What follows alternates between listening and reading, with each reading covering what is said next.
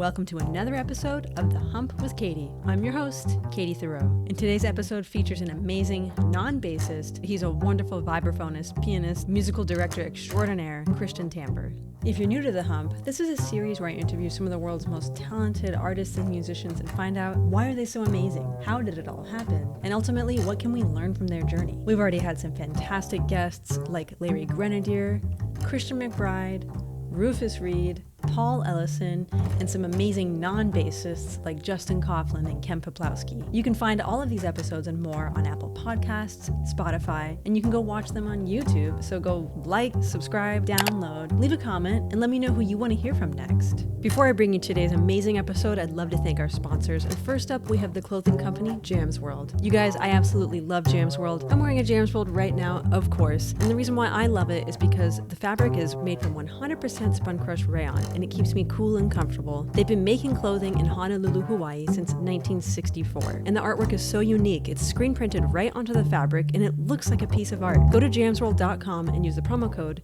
JAZZ15 and you'll get 15% off your entire online purchase. Next up, I'd like to thank Colstein's String Shop. I absolutely love Colstein's. They are doing amazing things for the bass community. They have 2 amazing locations in Long Island, New York, and a killer online store.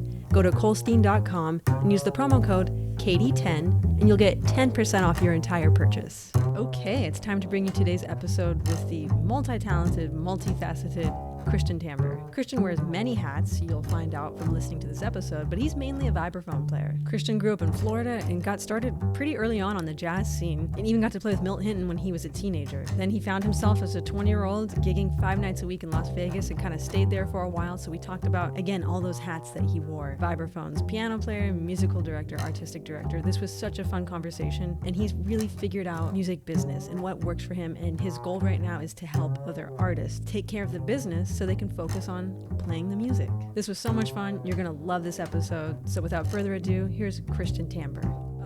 Well, thank you so much for taking the time today. And you're in North Carolina or? Yeah, Raleigh, North Carolina. Awesome. So, That's great. Well, I'm going to get right into it. I mean, you are a pretty multifaceted musician because you play multi-instruments. You're a multi-instrumentalist. And you're a great business person too. Yeah. You have great business acumen, which is not, what we know doesn't go hand in hand. So, yeah, it's kind of a thing that I think, when we get into this and we decide we're going to do it professionally, like we make that decision, like, oh, I want to do this. I want to go to music school. I want to be a musician or a performer. I feel like there's this big part of the business, which is the business, that's not really taught. I mean, I know there's some great schools that have that as a part of the curriculum, but I would say as a whole, it's not part of what's being taught. We're talking about facility, we're talking about, learning the language, but we're not talking about how to build the business behind our career, right? So it's true. And you know what, not to get on my own pedestal here, but and you could almost take anything in music and you learn in the real world, right? Right. And I think I feel like what I'm always trying to do is relate some sort of real world experience and apply that, because until you're out there and experiencing it, there's nothing in a textbook or even of a generation before us that has gone through the business and be like, oh, well, you just got to get out to the clubs and get heard. I'm like, yeah, that's kind of not a thing anymore. So I know. So it's hard. You kind of have to be living in it right now and relate it to right now and figure out how to navigate. And even in the past 14 months, it's been like a whole new rewriting of, for sure. So yeah. Well, I kind of like my thing, just get into it because you play malleted instruments. Yeah. And you play piano, and I'm guessing you play drums, but maybe not. Yeah, it's mostly back I kind of want you to like get those bongos out back. Yeah, the bongos are just for aesthetics, but So how did that happen for you? And where did you grow up? I don't even know that. Yeah, no. So I grew up just outside of Orlando near Cocoa Beach, Florida. And so the jazz epicenter of the arts and culture. No, actually, it was kind of crazy growing up right on the beach by NASA and the Space Center and all that kind of stuff. That area back in like the late 70s and 80s when Disney opened up, and I'm sure this is very similar to being out in Los Angeles, like, you know, same thing happened in Anaheim, right? All of a sudden there was this influx of really great musicians that were like, forget living in up the Northeast in the cold. Like, we're going to go down, work for Disney and get a pension and have a salary and play music. And so there was this huge influx of really great musicians into the Central Florida area. And so I grew up there, you know, I was born in 1980. So I was kind of starting to play and get to know musicians, like, I guess in the early 90s. And these guys were, you know, that's how they got there. And so there was actually quite a few jazz clubs and jazz societies and places that were like really making it easy to access the music. And so I feel really fortunate for growing up there. So it's bizarre, but I imagine that you're probably like hearing lots of other kinds of music too. Yeah, I mean, the close proximity down to Miami and just South Florida and as a whole, there's a lot of great influences of not only just what you would say in Puerto Rican music, South American, like all that kind of stuff. And then as you kind of go north, yeah, it was a lot of trad jazz, Dixieland, and then, you know, kind of a smattering of, you know, straight ahead. So yeah, it was cool. It was nice to hear all that kind of, all those influences. Yeah. So when did you, was your family musical, and what came first, like piano? Yeah, no. So guitar actually came first, of which I'm horrible at. So that's why that's not on the list of things to do. That's like me. It's like if I'm doing a workshop and the guitarist is like, what do I do? And I'm like, you know, just cut those top two strings off and you'll be good. You'll be fine. Look at what I can do. Yeah. Exactly. Yeah, my dad played guitar around the house. And so when I was 5, I started to play guitar. And in a weird circumstances of events, my 2nd grade teacher had like a talent show. And so I played La Bamba on guitar for the 6th grade chorus.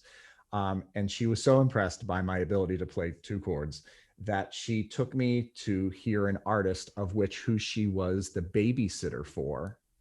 And that was Pat Metheny. So I met Pat Metheny when I was that was like my first concert. Wow, and, you know, crazy. like, yeah. So like going from, you know, like La Bamba to like, hey, you like guitar? Check this out. And it was the Pat Metheny band, essentially, like in what would that been like the late 80s. So it was like the Still Live Talking tour, which was the Pat Metheny band and Lyle Mays. And like, it was like, you know, and it was crazy because I met him backstage and I shook his hand. I remember his hand was very soft. And he was like, oh, what do you play? And I was like, I play guitar. And he's like, you should stop playing guitar. And I was like, okay, well, great to meet you.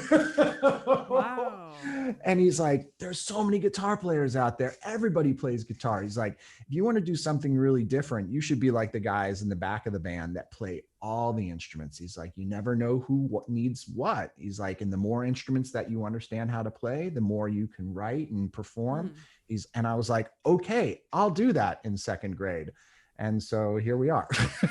Isn't that amazing when those things happen? And it may, like, you ingest it kind of, maybe some of it goes over your head, but then you kind of like, even as a little kid, you're like, you realize like you don't know who Pat Metheny is, but you're like, that guy's great. Yes. He told me something. I'm going to believe him. Yeah. And I remember seeing that concert and being obsessed with the guys in the back of the band and those multi-instrumentalists, right? Like one moment the guy's playing like a beautiful flugelhorn solo, and then he's got like a 12-string guitar, and then he's playing mallets and then singing, right? And it was just like, how can somebody have that much talent all in like one body? And so I always remembered what he said. And I was never great at guitar. So it was kind of like a relief, you know, it was kind of like, oh, good. Okay. I'm not going to, you know, pursue this with some sort of obligation to Pat Metheny to become like the next jazz star on guitar. But yeah, I actually saw him many years later at the North Sea Jazz Festival. And I like tapped him on his shoulder, tried not to get into his perm. And I was like, and he was sitting next to Michael Brecker, which, you know, this whole situation was like, again, like blowing my mind. I'm like, oh my God. And I was just like, Pat, we were going, it was Yusef Lateef was performing and he hadn't started yet. And I was like, hey, Pat, sorry, Michael, just a second. So you guys are talking about changes or something. And I said, listen, I met you when I was in second grade. My second grade teacher was Chris Murphy, was your babysitter. He's like, oh yeah. And I was like, I just want to let you know, I listened to what you said. I didn't play guitar. I play vibraphone now. And he was like, oh, that's unfortunate. He was joking, but I was like, I'm here playing. And I was just like, you were such a big inspiration. He was like, oh, and smiled really big. And it was just like this big, I don't know. It was like an amazing moment. I was so glad I got to talk, like say like, hey, I listened and followed your advice and all that kind of stuff. So. Yeah. Oh, that's so great. Crazy. So how did you make the transition to, more rhythm instruments? Yeah. So as I said, La Bamba, 2 chords was kind of my speed. No real career path moving forward on that. I inherited a little baby grand piano from my great grandmother, and my dad was always playing. I was just not really good. But I figured out that if I sat at the piano, I could kind of hear what he was playing. And so I fell in love with the piano, and just was doing it all by ear. And then when I got into junior high school, I was like, okay, I'm going to be in band. I play guitar badly and a little bit of piano. And the band director's like, those aren't real instruments. And I was like, what? Again. Yeah. Like, oh, I have to go through this again? Cool. Like, now what? So he's like, well, if you want to be in band, the only place that you can play guitar or piano is in the jazz band. And the only way you can play in the jazz band is if you play in a concert band. And all we have left are oboes, French horns, and percussion kits. Exactly. I had the exact same face. I was like, well, I think percussion is pretty cool. And so that's how I made the shift from those instruments to percussion. And that was pretty much the beginning of the end. So. And kind of like at that time where I know you said you were like in the early 90s getting to see some great music, but did you have some influences? Like who was your big influence at the time? Yeah. So, at first it was my peers around me, right? It was the first time that I was around other people that were doing something that I also really liked. I think I was kind of lost as a child. I'm an only child, so it explains probably a lot. Yeah. I hadn't found my thing. So all of a sudden I was in like this ensemble of people that were like way into something that I did. So that was super inspiring. I was taking lessons to get better at like legit classical percussion. And I finally made it into the jazz band in 8th grade. And there was this guy who I had heard from my band director that was coming up from Miami, Ira Sullivan, who is like, played with everyone. Yeah. And he was doing workshops and master classes for kids that were showing, some sort of jazz interest. And so when I was in 8th grade, I started doing these like after school workshops with him, and until he passed earlier or late last year, I mean, he was always and will still be one of my biggest mentors. And so he was one of my biggest influences, because first of all, there's not a lot of vibraphone players out there. And so, it was just like he was 1 degree of separation away from like, playing with Charlie Parker. Exactly. And playing with, and like all these incredible musicians. So that was kind of the critical connection point to getting to the music. So. That's so great too. I mean, I'm not gonna get on my pedestal again, but it's there. But geez, all the you're not that old, you're young, but even then there was, people traveling through and doing workshops and spreading it. Right. I think, you don't see that much anymore, right? I mean, I feel like our generation was kind of on the tail end of like, public schools having the funds and the support of the arts to be able to bring in an artist like that. And so like, one of the shows that you and I did, we ended up doing that up in Carpinteria where we went in, right? And like, that's something I always like to do when I'm out on the road, even if it's not like a big payday. It's like, you got a day off, let me make some use out of this, right? Yeah, exactly. Versus sitting in a hotel and watching Netflix. Like, let's go, do a workshop or something like that, and then go back and watch Netflix. But no, I mean, like, it's like, that's such a lost art. And I also think when you get an opportunity to work with those artists, even though they were from a generation that was very different to what was going on then or what could be going on now, the wealth of information and just the stories and, like talking to these greats, I mean, it's like firsthand accounts of like playing with Bird, like what was, like tell me everything, so Yeah, I super know. important. I often recall my dad grew up in Bakersfield, but since there was a college there and the high school, he was like Stan Kenton would come through, Count Basie, MJQ, amazing. Right. Yeah. And I think you couldn't even, I think if Miles Davis was alive, the school wouldn't even let him come and play for free. Yeah. They just don't get it. They don't get it. No. And to be honest with you, I mean, when I was that age too, I don't think I got the gravity of like how important that opportunity was. Like in retrospect, it was completely life altering and probably the reason I'm still doing this as a career. In the moment, you're like, oh, this is fun. Like this is a thing to do, on Wednesday afternoons or whatever. I'll give you a little nugget, which you will appreciate. So I got called, I think I was in 9th or 10th grade, and I got called from a college out in Orlando. And they said, listen, we're doing a masterclass workshop with a bass player, and he's exhibiting his photography. Oh my gosh, I know who this is going to be. And I was like, oh, okay. And they're like, he really likes playing with vibes. And I'm, 15. And so my mom has to like drive me out there and, and so, I get there. Yeah, it was Milt Hinton. And I had no idea, like, I didn't realize, like now, if I went back, I would have been totally freaked out, but it was incredible. And that was just one of these little things that was happening in my area that I got the chance to play with somebody like that. And I bet he was so nice and gracious. Oh my gosh, he was the sweetest individual. Like he reminded me of a little bit of James Moody kind of a vibe. Just like you feel like you've known him forever, and he just wants to make music. So it was super great. Great. Yeah, that's so cool. I loved that. So did you go to school for music? Yeah, it was kind of a hard decision. I was maybe not going to go. I think all of us. I don't know when you started gigging full time, but I can imagine as a bass player, it was probably when you were like 9 or something. But like, have bass will work. Yeah, exactly. Have vibraphone, cricket. Yeah. So, I made the decision. I went to University of North Florida in Jacksonville. I went for 2 full years, and then had an opportunity to go out and play. And I ended up moving to Las Vegas. Directly from college to play 5 nights a week at the Bellagio, playing straight ahead jazz. So, and at the time, like, again, like in retrospect, I probably should have just stayed and finished, but like, I was like, $127 a night, sign me up. Yeah. I mean, like we said, that's, you're not going to learn those things in school.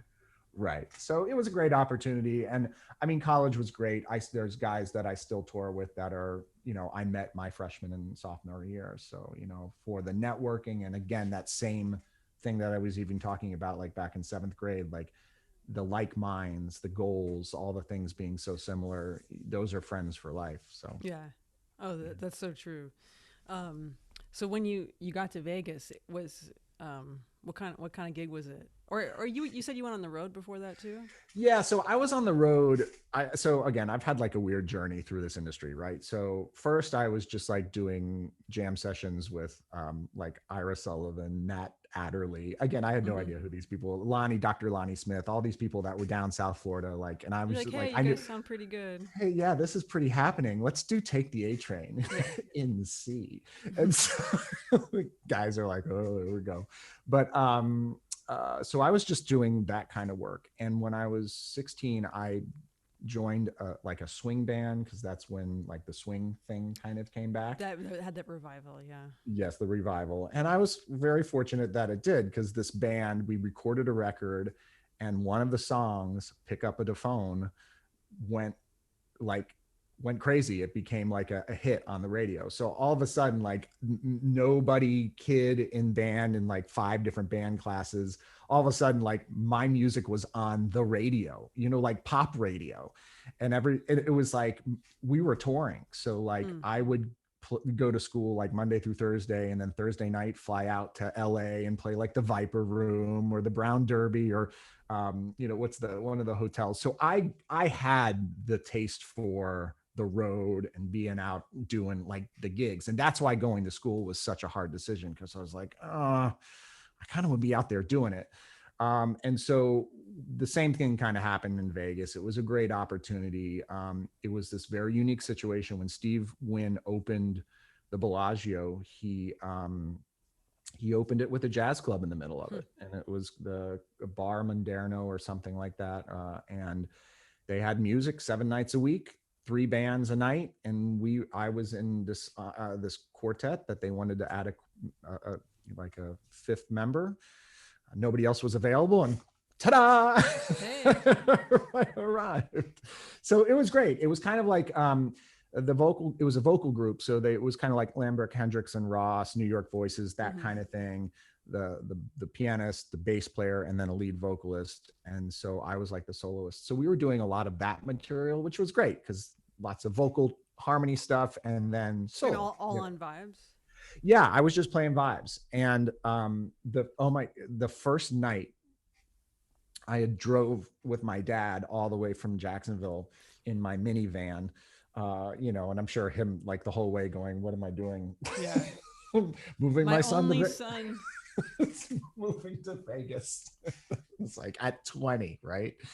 And so I was so nervous, Katie, to play my first night in Vegas. And so it was a stage that was kind of like a half circle with the curtain down. So the first band ended and the curtain comes down, and that band like loads out, and then we loaded in. And so I rolled my vibraphone out, and ladies and gentlemen, please welcome the Noel Freeline Quintet featuring Christian Tamburr, like playing like Route 66 or some sort of blues, kind of taking ease into the crowd, right?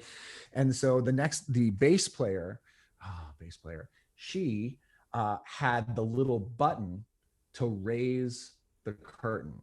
So once the tune started, she would kind of tap the button and the curtain would go up, and I could see like the lights on the outside.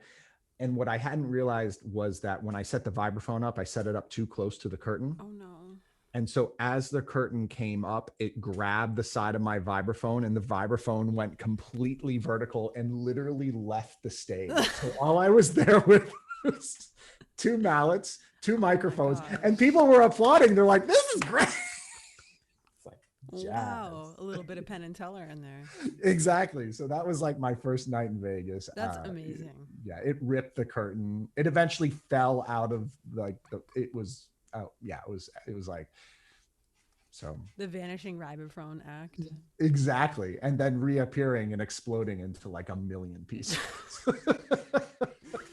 Oh my gosh, that's very this like Three Stooges. I can imagine it like falling and then you gathering like all the bars up and everything. Like, I'll be right back. Don't leave. That's great. And you know, those are great experiences to have, because now you're careful when you set up. Whenever I see a moving curtain, I'm like, yeah. So while you were like, on the road with that previous group and in Vegas, is that when you're kind of starting to take notice of business and interpersonal relationships? Because you're great with people too. Oh, well, thank you. Yes, I think it was, so by the time I got to Vegas, I had been kind of playing for other people up to that point for about 6 or 7 years. And I think as a vibraphonist, again, an instrument that nobody needs, I always felt like I was the special guest or the add-on, right? And that was always like, I was never part of the band, and never really felt like it was like, oh, we have a couple extra bucks. Yeah, let's have vibes or something like that, And so as a side musician, I always felt like I was never really in the know.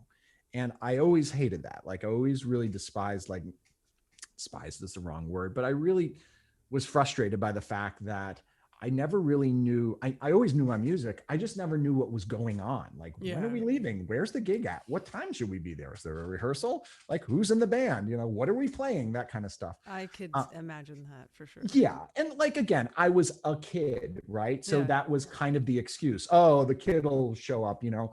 But I was always desperately kind of wanting to be a part of the know, right?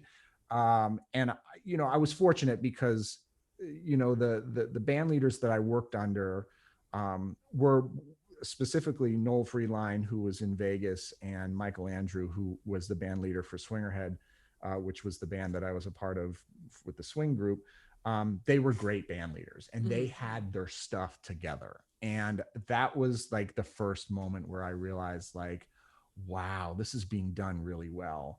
And as a sideman, there's just such a different perspective, right? You're always like, well, if I did this gig, I would do it this way. Of course. Why doesn't this gig pay this much? If I was doing this gig, there's all this like other side of the perception is so askew when you're a side musician, because all you have to do is just show up and play.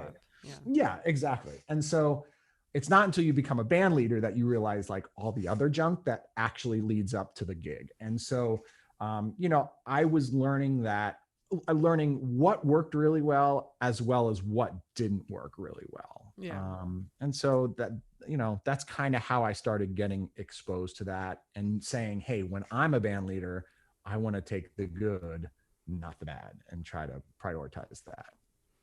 So. Yeah, because I mean, it's the old saying. I mean, you learn a lot from a bad experience, right? So when you're on a bad gig, I mean, the music can be great, but you know, the whole business end of it and the people. And so, yeah, there's a lot of learning. It's the smallest amount of time interacting with your other fellow bandmates is on the stage playing the music. The other 22 hours of the day is like showing up to the airport on time, or making sure that you have a up-to-date passport, or, you know, preparing the music, or like showing up in the right outfit, like all those kind of things that ultimately get dragged into the music, and then the music suffers because of it. So like when you have like that core group of guys or gals that are really on point music wise or business wise, the music becomes so easy because all the other stuff is just, it's just kind of doing its thing. Yeah, it's all said and done. So I'm guessing just in Vegas, because you're a great MD as well, and you arrange and you write. Was that something that just kind of fell into your lap? Like, hey, I need an arrangement, or can you produce this show?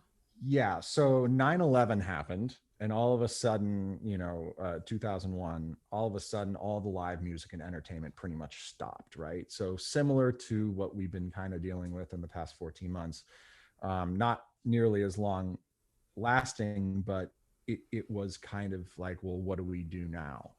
And I had been getting to know Penn from Penn and Teller. He plays upright bass. I don't know if you've seen. Yeah. Okay. So that was all occurring as I was getting to know him. He showed up one night to our venue and like became very close friends with myself and the drummer. And he's like, oh my gosh, this thing is amazing. What do you guys do? Oh, you got to come to my house and play, And he was just literally working with a bass player, which I don't know if you will know or not, a guy by the name of Maury Loudon. He lives in New York, but he was based in Vegas for a while, and he was working with Penn. But we became like the excuse of the ensemble to show up at his house and like jam with Penn, which for us was amazing because we're hanging out with this uber super famous dude who's like inviting us over to hang out at his house where he has like a whole stage. And so one day I went to go see the show, and they opened the show with an act where Penn was playing upright and Teller like mysteriously came out of the box. And then the vibraphone came down from the... Yeah, sort of. So he actually came out of this box and sat behind a spinet, like a really bad spinet piano, and like played this cadenza. And like, at the end of the show, it's a little lackluster because it's like ta-da, but it's like a middle-aged man playing a kind of a bad piano at the end of the trick. Was he really playing? Oh yeah, he was really playing. Okay. And so he had learned the piano part. And so at the end of the show, Penn's like, what'd you think of the show? What'd you think? You know? And I said, hi, I said, it's cool. I said, it'd be interesting. And this is me like creating opportunity. I was like, it'd be interesting if Teller played the cadenza on a vibraphone, because then he would be standing. Yeah. Well, yeah. Visually. And he's like, oh yeah, that's amazing. And so literally like over the course of the next 5 days, like they ordered 5 vibraphones and like the whole situation. And so all of a sudden I was like thrown into a situation where I had to kind of work on that material. I had to work on it with them. And it was my first kind of like, oh, I'm not playing in a jazz band anymore. Now I'm working with magicians in Vegas on a magic trick. Like, and how do you apply what you know into a situation like that? Wow. But just pause for a second. Like, they're so incredibly talented. Like, I know they're genius people, right? But like, not everybody just like, oh, I'm gonna learn vibes for as a magic trick. Like that's pretty up there. Yeah, it was pretty out. Like, I mean, luckily Teller had already been playing enough piano. And so from anybody who plays a little bit of piano, they can kind of see the keyboard. It just becomes about accuracy and facility. But yeah, for 3 weeks or 4 weeks, 5 days a week, I would go to Teller's house and we would do vibraphone lessons until they eventually installed it into the show. Wow. And then he dug it so much that they had started asking for more songs that in the course of the show, Teller would play vibes on. And so over the past 15 years, the vibraphone has been in and out of the Penn and Teller show in some respect. Wow, I had no idea. It's go vibes. That's awesome. That's great. Yeah, so cool. It's like you're an MD for the magic act. That's very cool. It was really cool. It was really cool. And a new like eye-opening moment of like, oh, I can do this. Like, and it was spreading your knowledge, because you have the knowledge. Right. So it was not about, it was just like applying it into a different environment, like a totally different environment. Right. So that was really critical. And then from there, because you were the MD for Julio Iglesias as well? Yeah. So like from that experience, did you kind of get the taste for it? Like you were saying, it's like, I can do this. I think I got the taste for the fact that there, how do I say this? Like, I love playing straight ahead jazz, right? But I got a glimpse at the fact that there's also the ability to make a significant living in music working outside of the genre of like straight ahead jazz, right? Because, and I don't know if you're the same way I was growing up, like if it wasn't like 1940s to like mid 60s straight ahead, like I wanted nothing to do with it, right? And, that's not what the music was for Penn and Teller, that's not what the music, but what I realized is you look at some of the great players like Branford and Joey Colorazzo and Kenny Kirkland, like these guys all played with like some of the best rock bands, right? I mean, look at Jonathan Batiste, right? Like, I mean, these guys are incredible artists, but they're now doing TV, or they're working with Sting, or they're working with the major artists. And that's not, they're not playing bebop per se. They're playing the gig and getting paid handsomely for it. So, and they're really, really good. Right. So the music, and I think that's right. So like, there's something there, right? You realize like, when Sting needs an upright bass player, he calls Christian McBride. Like that's kind of what he does. Right. So, so it was for me like, well, maybe if I put myself out there for opportunities, I can find myself doing work like that. And that's essentially how the Julio Iglesias thing kind of came to be. So, and what goes into it? Like, say you have like a show in Vegas, and I don't know how, like, what the longest run you had was, but what kind of goes into that as a music director? I mean, I've only played with you in maybe 2 different situations, but it's like, you got to get all the music together, got to write and arrange, get the right musicians, and then make it fresh and interesting. Right. So especially in Vegas, it has to be so polished and so perfect for the first night. There's no real, hey, everybody, we're just working it out. you Come know? back, come back in 2 weeks. Yeah, we'll have our stuff together. It's like from day one, there's the presses there and there's TV and there's all these folks and it's the new opening of a show. It has to sound and look and feel like we've been running it for a year, right?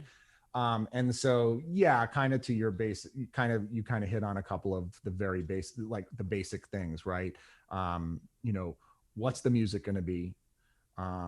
As an MD, you're not necessarily the arranger per se, but that's just something I can do. So that, again, that goes in another hat to wear, right? But because I'm arranging it, that allows me to really understand what I need from an instrumental musician, thing.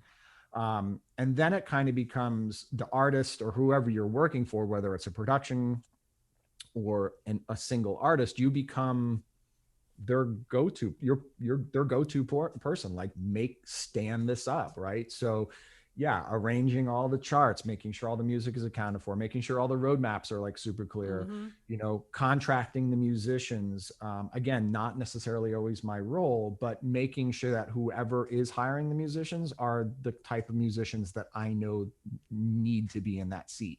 And a lot of times the shows that I'm doing, it's a pretty it's a lot of diversity within in the performance. So like I'm looking for people who can play straight ahead and swing on a tune, and then, pocket groove thing on another thing. And it's always kind of changing. So finding those people that are really kind of versed in all the styles.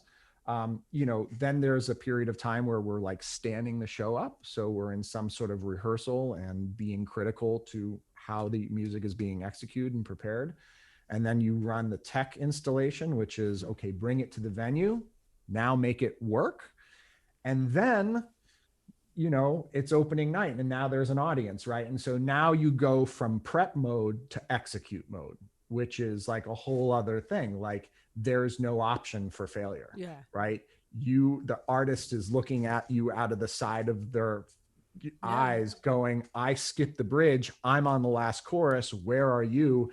And you're like in the mic going, we're in the last chorus, measure 50, and you're like trying to get everybody so that we all end together, right? And so it becomes that. And I think, so it's a lot of different hats to wear, in addition to kind of being like the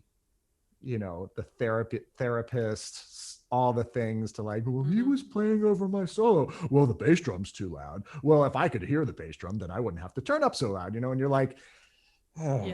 So you become HR too. And then you gotta, play the music. Right. Which is, as I said before, a small part of it. It's like, well, what's the timeline from, day one I'm prepping to show starts? It depends. It depends. I mean, I've been on the most successful shows are the ones that have enough what I call runway to be able to adequately prepare. Those are what I would call a black swan event, where it's like somebody's really thought it out. Big production companies, Cirque du Soleil, big companies tend to really work on more of a corporate schedule like that. And so it's a little bit more predictable. But I've been in situations where I got a phone call on like the first day of January and they're like, there's an opportunity to headline a show. It needs to open on the 22nd of February. Right. So you're like, dude, that's 6 weeks. What's the show? Well, we haven't figured out the show yet. What's the music? Oh, well, we have to figure that out. How many, what's the budget for the band? Well, we're still working out the contract. Right? You're like, what exactly should I be doing? Well, you need to help us build it out. So in most cases, I would like 3 to 4 weeks to build the material, which is like maybe 2 weeks of crafting the content, 2 weeks of arrangements and charting, which I have a couple of guys and gals that I use to actually do the charting for me. And then, ultimately 2 weeks of rehearsal, where it's like a full-time, everybody's showing up for 8 hours. And then maybe you get a week of tech where now you're like in the space and you're doing the show with lighting cues, you're doing the show with instrument changes, all that kind of stuff. And so I can do it in as small as 2 months, Mm-hmm. but best case scenario is like 4 months to kind of prep Wow. beginning to end, you know? So Yeah. yeah, it's And when crazy. things are cooking, it's probably nice to like, okay, I've got these this year, I've got these few things and that's what I'm working on. Oh yeah. Yeah. When that happens, it's a very predictable schedule, which Mm-hmm. is very unpredictable for like our normal career scope, right? Yeah. So Well, I mean, the first time I worked with you, I sure enjoyed it. well, thanks. Gee, with Gosh. Clint Holmes at the Newport Beach Jazz Party, because it was like you had great charts, everything was perfect, and like it really felt like I was doing a show, which was cool. I couldn't remember what came first, the chicken or the egg. It was either that gig or the one with Shauna Tucker, which was great. I loved that tour. But yeah, I remember when I was really young in like my early 20s going to see one of these all-star bands. Like, how could it be anything other than great? And then Mm. going to see the show and just being like, oh my God, they're turning the beat around. What's happening? That's not swinging. These stars aren't playing together. Uh, Listen, I'm all for having special guests and having like, like this all-star band. But at the end of the day, if like everybody can't listen and just play Mm. together as a band, like I don't care who and how many Grammys and how many accolades you have, like um that none of that matters. That makes all the work that I do on the front end, like the Mm. prep work, like here's all the charts, here's all Yeah. the orc, that all just goes out the window. And you're just Yeah. like, well, maybe we should just play a blues, because if Yeah. you're not going to read the charts, if you're not going to spend the time, that kind of stuff. We had Greg Fields on drums. We had some great players, right? But it's also one of those things where it's a one-off, Yeah. which is also really hard. Like where you try to capture the magic with an ensemble that has never played together, and how do you make it sound and feel like it's like natural? And so to me, that becomes tricky. Not only that, but there were one, two, three, four. There was like six musicians and five band leaders on Mm-hmm. that stage, right? Because you're a band leader, I'm a band leader, Greg is a band leader, Shelley Berg was a band Oh, leader, that's right. He was there. Yeah. right? And so it's like, who's listening to who? And like at one moment I looked over and like everybody was cueing everybody, like it's just like I've lost all control. I'm just going to play the vibraphone at this point. Yeah. So, You're like I'm just a side person, but I love being a side person, especially with vocalists. yeah, it's the best gig ever. Yeah, because I Yeah, love taking care of people. yeah. And you're a vocalist, so like exactly what I they can need. hit all the right spots. Yeah, exactly. That is so important for being a great side supportive player, right? Knowing what the gig is, what you need to provide, like what you need to provide, so that it's not all about you. It's all about that artist, right? The artist and the music, and I love that you talk about that in the musician's MBA in a day. Right. Like kind of like it was really comprehensive. I loved it. Is that something that you offer? Like Yeah, so I've been doing them. I mean, I started doing them probably 10 years ago in person when I would go to universities. It would be in addition to like how to wrap your mallets with better yarn mm-hmm. masterclass, or like learning jazz Yawn. and yarn. Exactly. So people are like, been there, done that. We can get Warren Wolf to do that. Yeah. What have you got to offer? So I started coming up with this program, which has been fantastic because it takes all these crazy stories that we have and like essentially putting it into what I felt was a very relatable real world application of like what you have to have together Mm-hmm.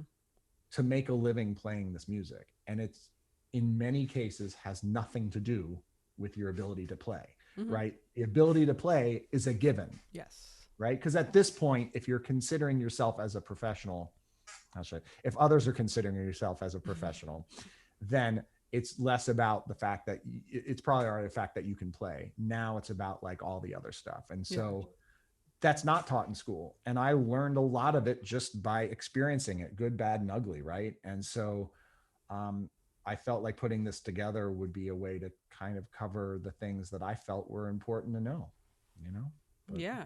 And is it like, I don't know, is it on your website or do you do Yeah, so I'm working right now to develop it into a series that I'm going to be doing and offering through an online platform. But for a long time, it was just offered in person. I occasionally pop up. I have a couple of schools around the country that offer it for their students, and they open it up for the public to come and check out. So it's usually there may be a registration fee, or it might be actually free. But it's usually broken into like 6 or 7 workshops over the course of a couple months or something like that. But it's fun. It's, interactive. We talk about all kinds of stuff, like what are the things you need to know before you say yes to a gig?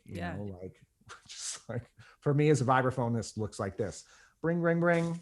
I'm available. Yes. Yeah. So it's like how not to do that, right? How to get all the information before you agree to the fee.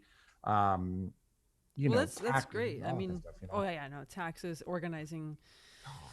Yeah, it can get so messy. Well, when that's when that's like pumping, like, and everyone can go, I'll share it with everybody, because it's so it's invaluable. I mean, because we know great musicians who just like they can't get gigs, or they're not high functioning people, and but they're amazing, and so then no one knows about them. Right. And I think we're up against, oh boy, I'm going to sound like I'm on a soapbox here, but I feel like we're up against a cultural dilemma where folks at a younger age are not learning the ropes by being out there. They're learning the music and they're learning the vocabulary through YouTube, and that's fine. Great tools out there, virtual tools, all great. But like how to function, as you said, as a normal, polite, enjoyable human being to be around, and also bring that talent to the stage, literally, is becoming a little rare. And so I, in the past couple of years, have had the fortune to work with some really talented people, young and old. And the younger generation definitely has this vibe, like, yeah, but look how I'm dressed. I'm so hip. I've got this hat on and like this whole thing. I'm like, yeah, that's great, but you didn't learn any of the music. So, like, oh, that cat can totally play. But he's drunk and he looks, terrible. Yeah, exactly. Or miss the flight. Well, why did you miss the flight? Oh, well, the train. I was like, how long have you lived in New York? 20 years. I'm like, come on. So I have tolerance for all that stuff up to a point, but some of the stuff, it's like the reason they're not getting gigs or they're not getting calls back for gigs isn't because they can't play. Yeah. It's because of all this other stuff. So, yeah. I don't want to keep you on for much longer, but I have 2 questions. Trying to do shorter interviews, but I'm having a thought now. We should do a part 2 at some point and maybe like elaborate on the MBA thing a little bit more. Yeah, if you want. Sure. But as a leader, so we kind of know what goes into being a leader, but you kind of just said it, but do you keep your cool until a certain point, and then does it pile up, and then it's just like, no, we're done? Yeah. Yes and no. And we don't put ourselves in those situations, or maybe I don't. That's really the key, is like, I feel like I have a Rolodex, and for those of you who don't know what a Rolodex is, it's this old-fashioned way. I have to explain it too. Yeah, it's like, I feel like the people I probably have on every instrument 3 people. Right, 3 great bass players, 3 great piano players, and 3 great drummers, and they have been vetted over a period of time that check off all of these boxes, right? Yeah. And then it starts to fall off into like what we're talking about, like, okay, well, that cat can really play, but he's got this situation going on. Oh, I remember that thing, But yeah, I try not to ever put myself in that situation. I try not to hire ensembles of musicians that are people I don't want to spend time with, that I know have made enough mistakes for me to say, I'm more aware of the issues they've caused me versus the positive thing that the musicality, because especially if it's my band, right? Like, I'll manage through it, right? We'll rough through it. Next time won't be the same. If my name and my integrity of me is what I do for my career as a music supervisor or a musical director, and I show up for a major production show and somebody's acting like a complete fool, like that reflects on me, not them. They don't know who that guy is. All they know is that he's been drinking out of the bottle, literally, you know, from the back of the bar. And it's not just that, like, oh, the individual was late or they made a huge scene somewhere, you know. And so that's my brand. That's my integrity. Of course. And so I try not to put myself in those situations. And again, like, I don't hire bad musicians. Like, it's like, neither do you. Like, you have Justin, and like, you have like great musicians that you play with, right? Like, it has nothing to do with the music. It's the moment we walk off stage, like all the other stuff. Like, why are you arguing with the manager of the club? Like, why is that? Why are you even talking to the manager of the club? Why is there a discussion happening? Why is the manager now talking to me about, you know, like stuff like that drives me nuts. So it's like, we don't need that. No. So that's my thing. I just try to be really selective about who I hire, you know, so. Yeah. And I think it's important for people to learn and be okay with. It's like, man, that person's my friend. They're amazing. We just can't play together, you know? Yeah. And then there's the ones. Yeah. That's tricky. The friend thing. If they're good enough of a friend and they're open to the feedback. And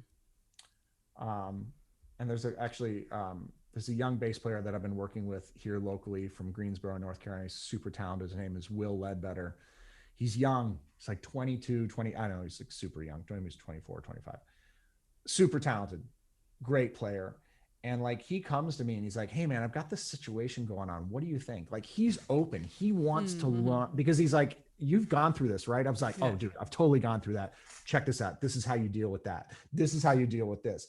And there's the young generation that's really open to like hearing, not that your wisdom, but just hearing your journey through that situation. So I believe if they're talented and worthy of the time, that you can inspire younger generations or younger players to try to work on some of the issues so that they can be successful, because that's ultimately what I want. So, you know, otherwise, you know, there's no new blood into the system. So yeah, it's true. You got to give people a chance. Totally. Okay. The last thing I want to talk about is the, one of the most recent projects you did, the Sounds of Sculpture, the Seward Johnson, I haven't seen it yet because it's a visual. It's a visual thing. So can you just tell us a little bit about that? Yeah. So in 2017, I was in Hamilton, New Jersey at the Grounds for Sculpture. And Seward Johnson is a iconic bronze sculptor, and his sculptures are all over the world. There's actually the head of their sales where they do all the dealings with all their sculptures is based in Los Angeles there. Anywho, I was there and I was blown away. It's this like 26-acre botanical garden with sculptures throughout. And I was just really taken by the sculptures. You know, I've done a lot of like straight ahead jazz quartet with standards and all this kind of stuff. I've done a handful of kind of, you know, special projects, but I kind of have like my general MO. It's like vibes, piano, bass, drums, maybe a trumpet player if he shows up. Anyway, so I was like, wow. And I was blown away by the sculptures and kind of being in this transformative environment where I felt like I was stepping into a scene, right? Like the sculptures were still, but then all the plants and life that was living around them made it feel like, I don't know, it felt like I was on the set of a movie, or, you know, like I could stepped into that moment. And so I could hear the music, I guess, like I could, these sculptures were portraying a scene. And I do a lot of work in production writing, right? So I'm often tasked with, you know, a man is falling in love with a woman, but she doesn't know. And like, what does that music sound like, right? What does that musical journey sound like for Underscore? And so I could hear the music. And so I wrote up a business proposal. I sent it to the atelier and I'm like, hi, I'm a vibraphonist. No, please stay. Please don't delete. I have this idea for a collaborative project. Would Seward be open to it? And I wrote it out in a very thorough business plan. This is what I want to do. I want to release it at Jazz at Lincoln Center. Like I hadn't even gotten that, but this is like, these are my goals, right? You know, get it out there. And they said yes. And so we selected 10 sculptures. I wrote 10 original compositions that are inspired by those sculptures. When we perform it live, we actually present the images of the sculptures for people to kind of see the point of inspiration, kind of go on their own journey to see if the music matches up or if they would have a different journey on it. And again, like I don't know if I would call it jazz. I don't know. It's jazz because it's based in kind of the ensemble that I feel most comfortable in, but I wasn't particularly writing like, oh, it has to be a jazz record. And so there's a couple tunes that are sort of singer-songwriter. There's like a Vince Guaraldi kind of sounding thing. There's this kind of modern, like, you know, Kenny Garrett kind of, I mean, this record's all over the place from as far as like the sound. And I wasn't writing for the record, I was writing for the sculptures, right? And so it goes on this pretty unique journey. And so we premiered it at Lincoln Center in 2019. And so it's been a great project. It's been a lot of fun. We released it in the middle of COVID, which was interesting, but you know, it's now we're in the point where we're getting some bookings back into the thing, but a ton of fun and an opportunity to create a body of work not inspired by the typical thing. Right? Exactly. Like how do we need another arrangement of Alone Together? Like, yeah. I mean, yes, we do. So I need to work on that. But like, I love the Great American Songbook. I like that to me is like, I don't know, so many great arrangers out there and people that are doing that. So I felt very inspired to like create my own little thing that was different. Right. Yes. So that's first totally original album. So it was scary, but very rewarding. Oh, that's awesome. Oh, I hope it comes to LA. I hope to see it. Me too. We're working on it. So. Oh, good. I'll need a bass player. Yes. Have bass will play. Have bass will travel. Well, cool, man. Christian, this was, I mean, just a joy to catch up with you.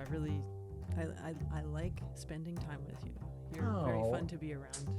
I love the same. You're so talented. I've been watching all of your little videos. And I'm just super excited to be a part of the many incredible artists that you feature on this. So thank you for the invite. Oh, and I like that you can take a punch because I love to jest with people too. So. Listen, yeah, I can take a punch.